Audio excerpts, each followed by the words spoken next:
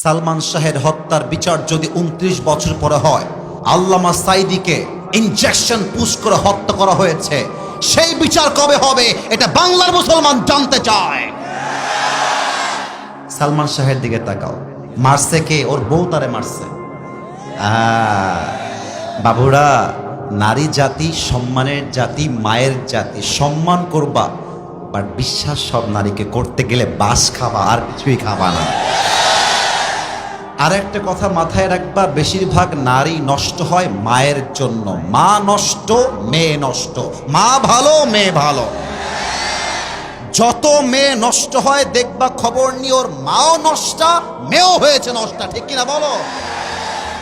আর নারীরা মিথ্যা বলতে পারে খুব সাজিয়ে, আমি তোমাকে ছাড়া বাঁচবো না, তোমাকে ছাড়া আমি মরে যাব।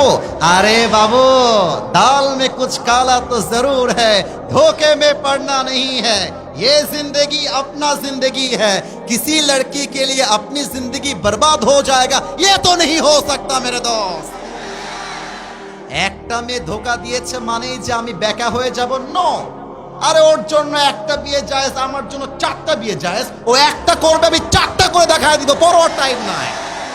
29 বছর পরে ইনভেস্টিগেশন করে আপনার সালমান শাহের খুনি বের করছেন, আর বাংলাদেশের কোরআনের উজ্জ্বল নক্ষত্র, কোরআনের পাখি আল্লামা সাঈদীকে জেলখানায় ঢুকিয়ে 12টা বছর নির্যাতন করে শহীদ করা হয়েছে।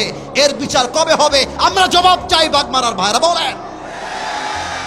ও, নায়কের বেলায় দরদ উথলায় পড়ে, আলেমদের বেলায় দরদ উথলায় না, কারণ আলেমরা তো ভারতের দালালি করে কথা বলে না। ভারতের দালালি করে কথা বললে আলেমদের দাম বেড়ে যেত। মাথায় রাখবা, এই বাংলাদেশ ভারতের জন্য স্বাধীন হয় নাই। এই বাংলাদেশ স্বাধীন হয়েছে মায়ের ইজ্জতের বিনিময়ে। এই বাংলাদেশ স্বাধীন হয়েছে হাজারো যুবকের বুকের তাজা রক্তের বিনিময়ে। এই বাংলার একটা মাটিও আমরা ভারতের জন্য ছাড়তে রাজি না। আল্লামা সাঈদী বলতেন, বাড়াবাড়ি বেশি কইরো না, গাছের আগায় আছো, গাছের আগায় থাকো, বেশি বাড়াবাড়ি করলে একটা ঝাঁকুনি মারবে, মামুর বাড়ি দিল্লি গিয়ে পড়বা, ওই দিল্লি গিয়ে তারা পড়েছে, ঠিক কিনা বলে?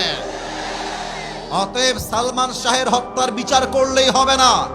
আমার এই বাংলার মাটিতে যত আলেমকে গুম করা হয়েছে, যত আলেমকে নির্বিচারে হত্যা করা হয়েছে, প্রত্যেকটা হত্যাকারীকে বাইতুল মুকাররমের সামনে দাঁড়িয়ে ফাঁসির কাস্টে ঝুলিয়ে হত্যার রায় পাশ করতে হবে। হাত তুলে বলো সবাই, ঠিক কিনা?